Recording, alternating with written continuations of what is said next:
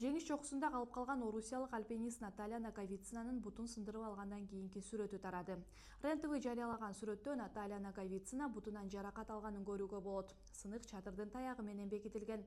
Альпинисттин оң тарабында орусиялык аялга жардам берүүгө аракет кылып жатып каза болгон италиялык Лука Синегаляны көрүүгө болот.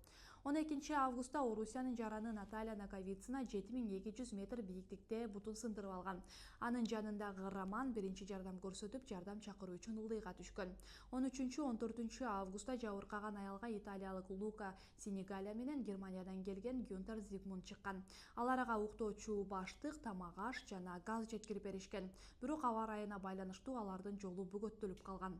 15-августта Луканын абалы начарлап кеткен. Дарыгерлер анын мээси шишип кеткенин божомолдошкон. Кечинде ал лагерге жетпей каза болуп калган. 16-августта Коргоо министрлигинин Ми-8 учагы 4600 метр бийиктиктеги Дики ашуусунда катуу конуу жасаган. Андагы адамдардын баары аман калган. 4 адам жаракат алып караколго жеткирилген. 19-21-августта учкучсуз учактар Наговицинанын аман экенин катташкан.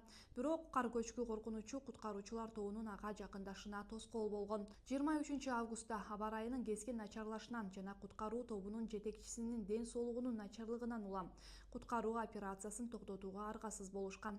Наговицина 7200 метр бийиктикте жатат. Анын абалы тууралуу маалымат жок. Эвакуация аба ырайы турукташып, кесипкөй даярдыктан өткөн команда жана тик учак менен камсыз болгондо гана мүмкүн болот. Ал эми каза болгон Лука Синегалянын жансыз денеси 6900 метр бийиктикте жатат. Эгер туугандары чечим чыгарса, анын жансыз денесин эмдиги жылы гана түшүрүүгө мүмкүн болот.